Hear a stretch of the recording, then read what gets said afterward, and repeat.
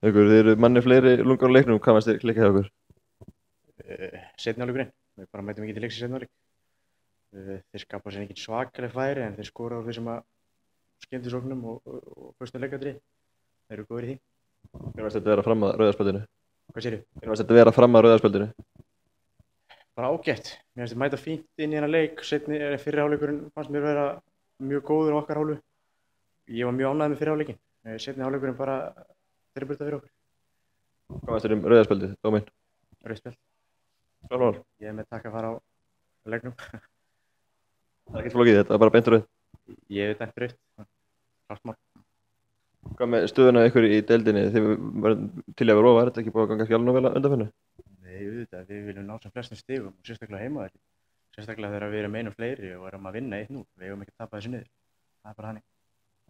Framöndan Evrópuverkefni, er það ekki spennandi? Jú, samsögum.